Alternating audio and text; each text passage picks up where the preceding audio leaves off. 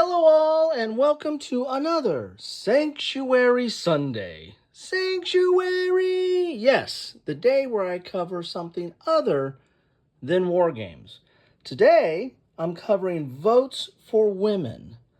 Why am I talking about votes for women? Well, I've already done an unboxing of that, and I'll put a link to that in the description.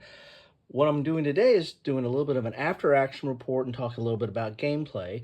And I thought today, being Mother's Day, happy Mother's Day to all of you out there. I want you to thank your mother if you're able to, and I want to thank you for stopping by and spending some time with me.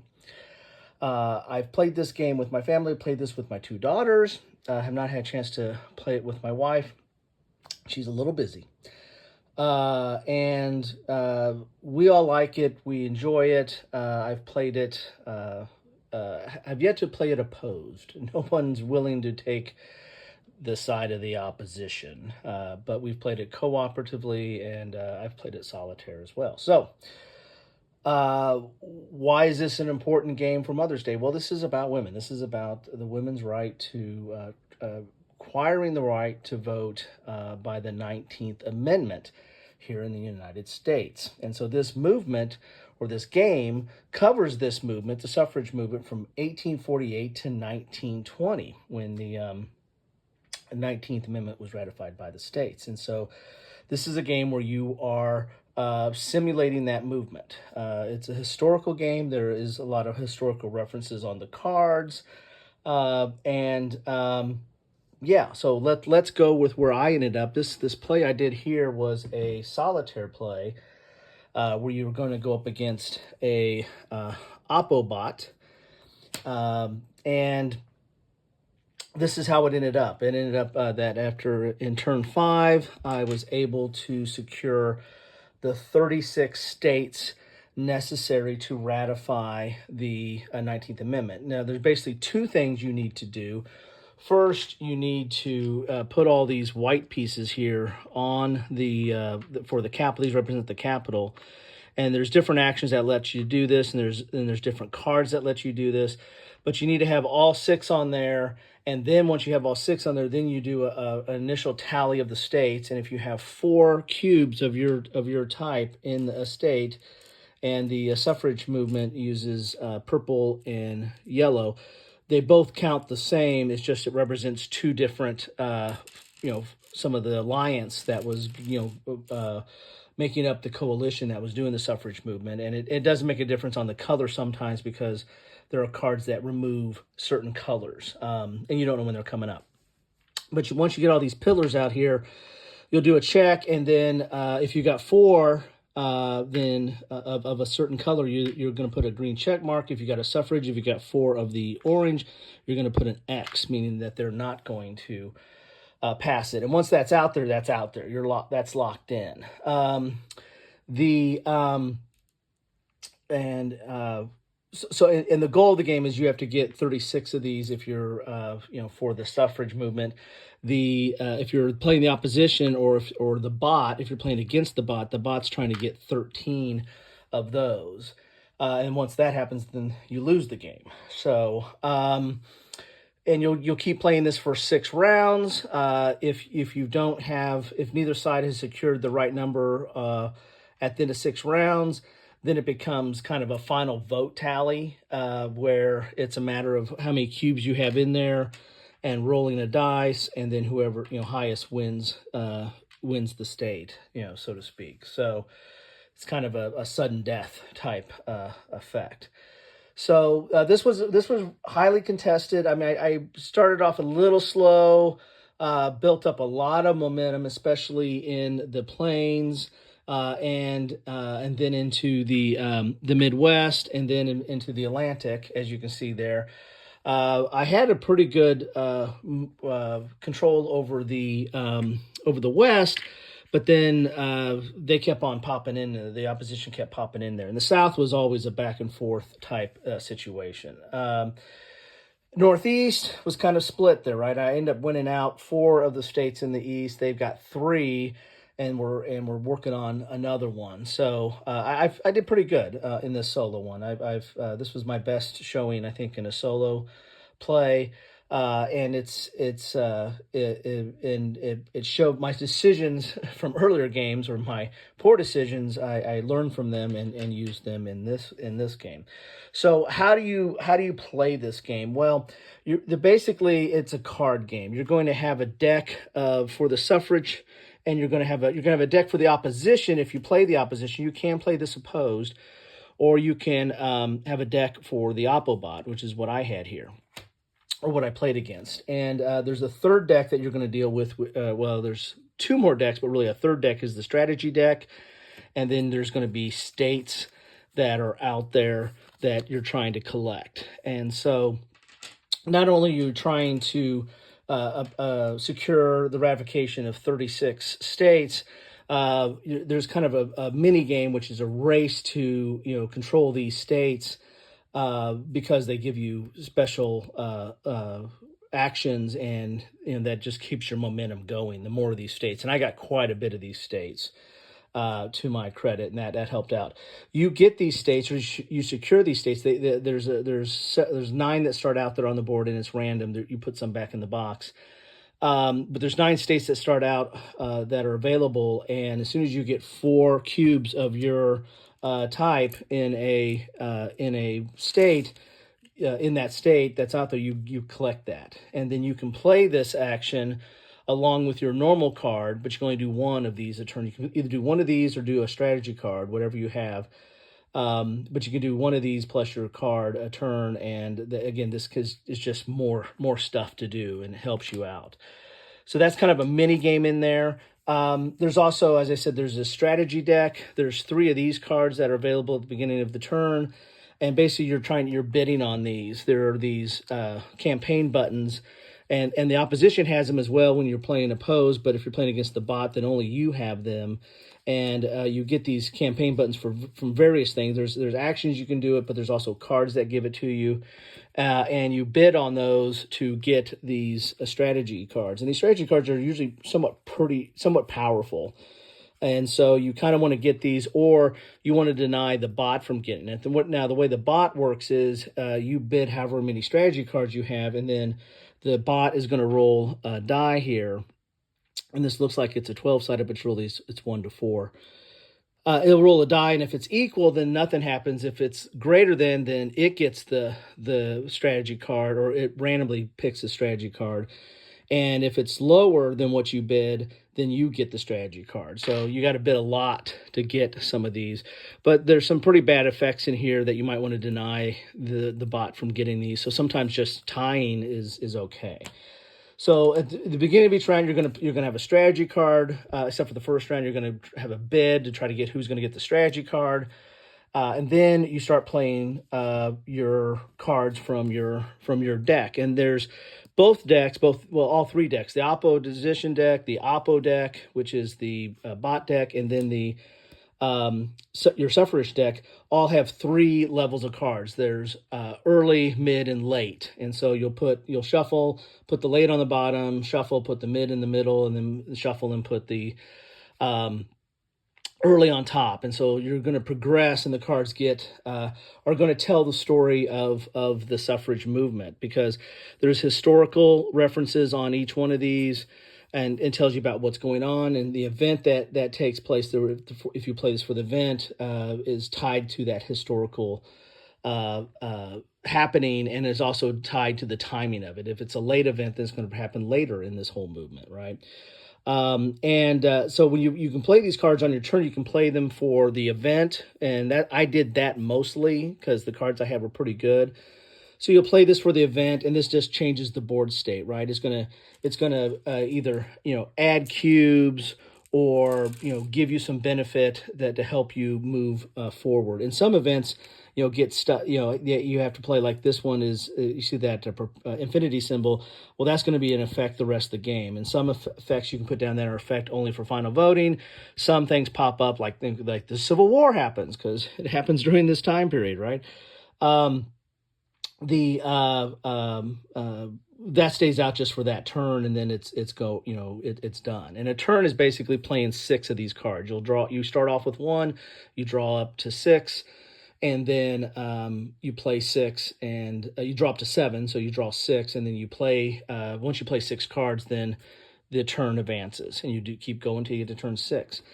So as I said, the primary use of these cards is to play for the event. You can also play these to do campaigning.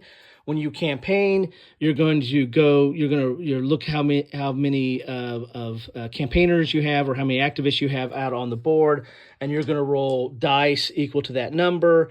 And then, so like I end up having 4 out there. You start off with 2, but there's some cards that give you more during the game, but there's cards that give the opposition more during the game.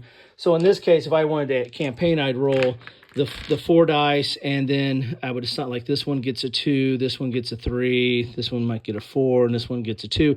So I can place 2 yellow cubes with that one, 2 yellow with that, 3 purple, and 4 purple with that. And you have to place them in the region that they're in. If you want to move them to a different region, you can pay a campaign button, and then they go to a different region, and you can, dole out your cubes at that point. At this state, there's nothing to dole out because all the, most of the states are taken, right? But earlier in the game, that's a big thing to do, is campaigning to affect specific states. Now, you can't split, you can't drop a few cubes here, then move and drop a few cubes. You have to either drop, and that's where it's at, or you move then drop. So that's the way that works. You can also play a card to try to put some of these columns on the board. Again, you got to get these 6 columns on the board in order to start locking in states, right? This means that it's past Congress and it's going to the states. So there's a whole way to do that. I got these columns on the board primarily through card play. There's a lot of cards that allow you to put one on the board or roll to put one on the board. But if you want to put one on the board normally, you would take however many campaigners you have. I think they're called something else, but I call them campaigners or activists. You roll the dice, and for every 6 you roll, you get to put one on the board. And so, so it's kind of hard to do. You get a 1 in 6 chance. That's why I did a lot of mine through card play.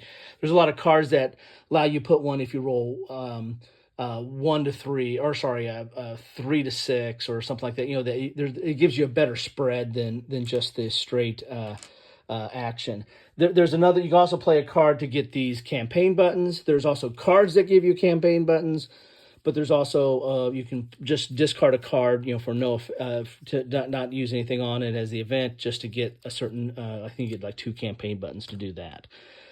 So there are different actions. So there's no such thing as like a useless card, right? Because you can either campaign, or you can use it to move, or you could, try to get more buttons, or you can try to get these columns on the board. So there's other things to do. However, generally the most effective choice is the event that is on the card, because they're pretty good, and they really help you out in the game. And so, I mean, like, for example, this is what I end up playing in this game. Played a lot of cards. I mean, that's how many cards I went through in just to get to turn 5. And so this was just what was left in the deck there. So, there's that's the basics of the game, right? I mean, don't go play the game based on this, but that gives you kind of a feel for the game. The way the bots work, the bots start off with 3 start cards and they're going to be played in turn 1, 3, and 5. After that, the bot cards basically are just you play it and you just do the event, right? And if the event gives the bot no benefit, I mean, if it it doesn't really do anything to play it, then you do a campaign event. So then you're going to roll the dice and figure out where the bots, and they start off with 1, but they end up getting another one during the game. But you're going to, like in this case right here, I'd roll 3 and 5. So one's going to go to 3 and one's going to go to 5. And then you'd roll to see which state they're going to affect. And so, if you can see here, there's 6 regions, so a 6-sided dice. There's 8 regions within each region, or 8 states within each region. So you can roll an 8-sided dice and tell which state it affects. And then you would roll these dice to see how many cubes you would put in, right? So you're going to roll 1 to 4 cubes. So everything's nicely controlled by dice, right? This covers regions, this covers states, and this tells you how many cubes, and you'd put that many cubes in whatever state that is, and that's how the opposition starts building up over time. And again, they might get a few strategy cards as well because because you rolled, you didn't bid enough and it rolled over it, so they might get a strategy card, and then there's a special event that says what the bot does on the strategy cards. They could get states, and in my game, they got California, and when they do that, they get whatever the Oppobot effect is here. There's a special effect for the Oppobot on here. So this solos very easily, and is the game is relatively easy to set up. It's relatively easy to learn how to play, and relatively easy to play, and it solos very easily, and smoothly. How tough is the bot? Well, it started off pretty tough. Some of the start card, like the start card for the bot, they really populate a lot. They get a lot of cubes on the board, especially in this area. They get a lot of cubes on the board real quick. So you got to make a decision. Do I want to just build up my forces, or do I want to spend time taking theirs off? The game is a zero-sum game, right? You can only have one color in a state. When I say one color, I mean this counts as one color. The purple and the yellow for the suffrage is really, it counts as the same. But what it means is you can't have a suffrage and a opposition cube in the same state. So if I want to place 2 cubes here, I don't place 2 cubes here. I remove these 2 cubes, and so there's nothing in Arkansas, right? If I'm placing 3 cubes, I'd move these 2 and then put 1 in there. That's it. So again, it's a zero-sum game. It nets out. Everything nets out. And so that takes some time to build up to 4. You would think, 4's pretty easy. There were several times where I had a lot of 4s in this region, and the bot would just come in and just decimate it, right? There's a lot of cards in here that say move all yellow, from the 2 top states. So like if you have 2 or 3 yellow in a state, they're gone. And there's one card in there that removes all the top yellow and all the top purple. So I mean, the colors don't make a difference when you're laying them out, but they can make a difference if you draw the wrong card and removes it. So anyway, that's what I wanted to talk about today on Mother's Day. I hope you are enjoying your day, and if you're fortunate enough to be able to appreciate, have your mother still around, appreciate her. And play a game with them. Play a game with your mother. Play a game with your kids. Especially play a game with your daughters. This is a good game, I think, for everybody to learn history. I like history, but especially good for women to understand. They didn't have the right to vote. I mean, it's kind of crazy, right? But what it took to get that right, that was hard fought, and this game, represents that, or tries to simulate and represent that. But at the very least, it's good enough because, I mean, you can read these history blurbs and you can find out, what's going on, what was going on in the world at that time. And it's got, famous people that were involved in the movement. And so it is, as I said, this is, the gameplay is smooth, but there's history there, and there's history you're going to get as much out of this as you want to put into it. So that's what I have for you today on this special Mother's Day. Thank you all for stopping by and spending some time with me. I always appreciate that. The best way I know you stop by is drop me a comment. Let me know what you think about votes for women in the game, or for the suffrage movement, if you have some thoughts on that. Let's keep it civil, though. And thanks all. Have a good one.